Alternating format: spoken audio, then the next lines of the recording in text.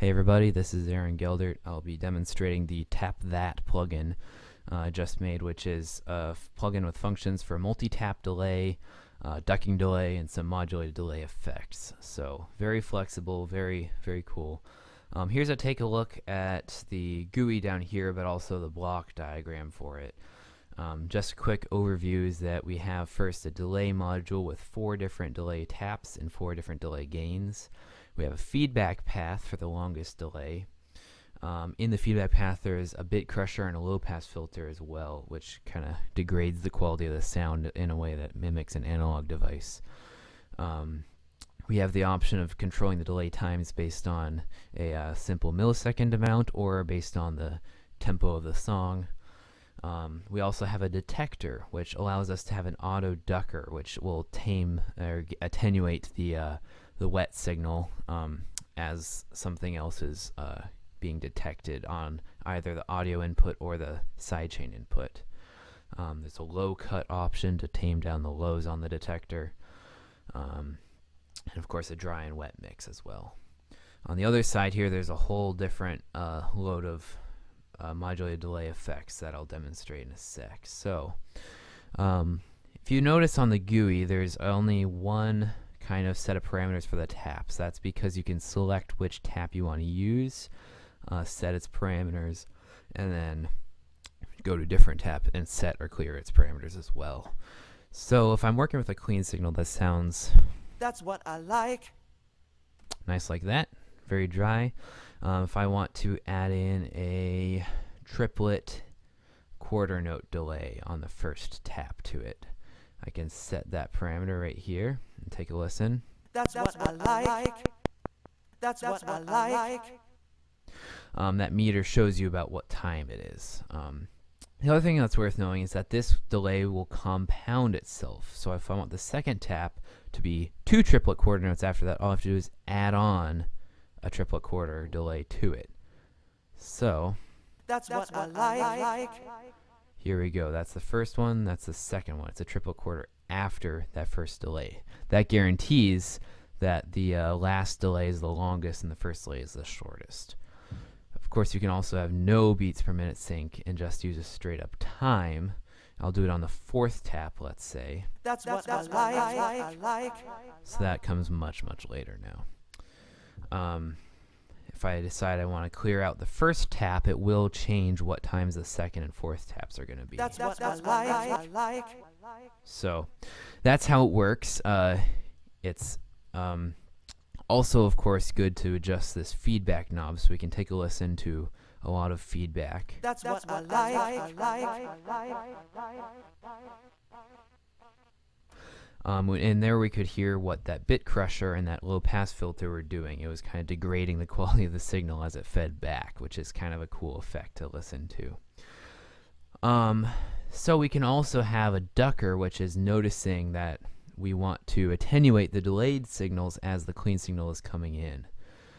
So let's enable that ducker, and we can adjust the threshold that it'll start attenuating at and also what ratio it's going to use. That's what I like. This little meter shows you what the attenuation is, so I'll play it one more time. That's what I like. You can see that our delayed sounds are waiting until there's no input and then they're feeding back up, so it's a very cool natural effect. I'll switch up my example here and listen to a mix. If I have delays going on in this mix, it's gonna be kind of difficult.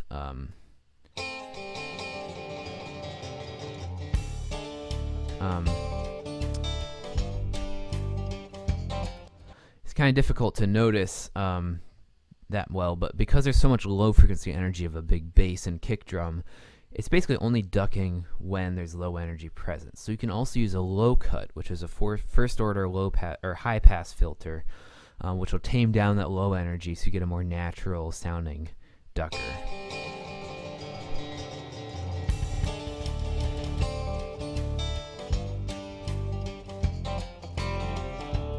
So now it's not just attenuating on those little hits. You can use whichever setting makes more sense for you. Next, I'm going to get into, well, of course, there's a wet and dry mix also. So they do exactly what you'd expect. The wet mix is adjusting what the feedback, what the delay taps and feedback sound like, and the dry is just the straight through audio. Of course, I'm going to clear out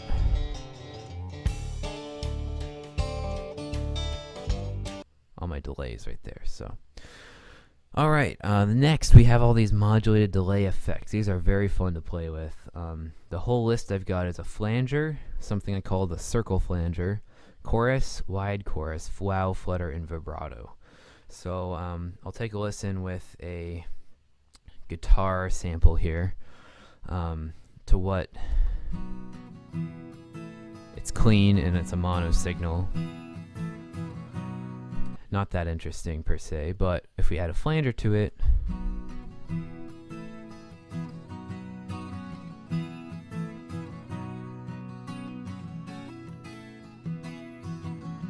it's kind of a subtle coloration with that notch that's moving around a little bit. But we can also turn this into a cooler effect, which I call the circle flanger. What I did is I fed the LFO that modulates our delay time into also what the feedback amounts on the right and left side will be. Now, it's going to sound like it kind of peaks a feedback on one side and then on the other side. And it happens to also be moving up in the delay and moving down in the delay. It'll sound kind of like a flanger that's going in a circle around the head. The best way, of course, is just to listen to it here. So,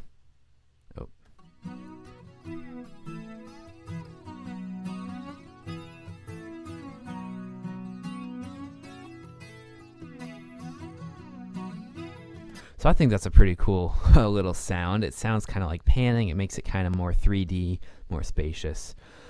This effects trim knob that I've been adjusting is actually just a percentage. It's kind of mixing up, it's adjusting a couple of parameters at once. It's adjusting what the rate of our modulation is. It's adjusting what the range that it's modulating over as well. And it's different for every single function so that you get different but well-tuned effects on each setting. It just means that I moved the algorithm that effects trim is controlling from going to the kind of minimum value that makes sense for that effect to the maximum values that make sense for that effect. So everything should make sense. You won't get any silly values being fed into whatever effect you're using. So again, that was flanger and circle flanger. Let's take a listen to chorus.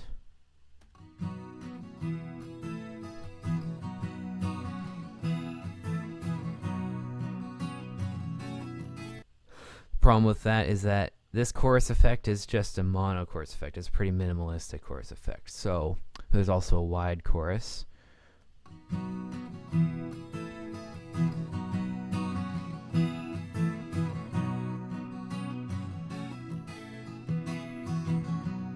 So that gives it a lot more spaciousness to it. That turned our mono signal into stereo and really just kind of thickened it up. So that's pretty cool. It's using different phase outputs of the LFO modulation in several chorus modules.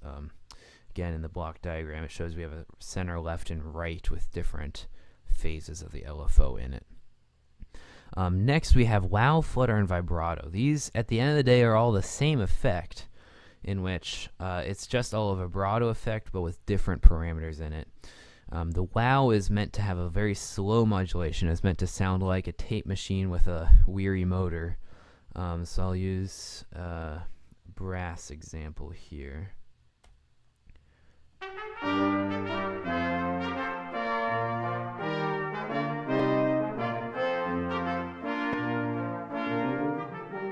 So you can see it's really tweaking around that pitch kind of on a slow modulation level. Flutter is also analog modeled, where you have scrape flutter at a very, very high frequency that's basically just noisying up the sound. It kind of sounds a bit like FM synthesis.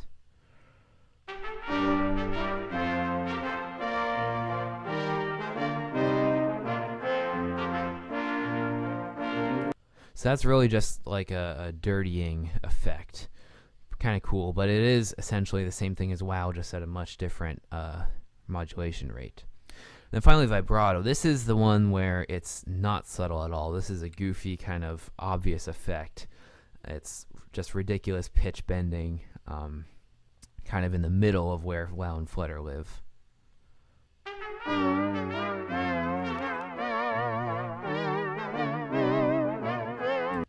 So that's what all of these effects do. Of course, you can use these in series, play around with it, have fun. There's obviously these meters out here as well. So that's about what it is for Tap That. Hope you enjoy.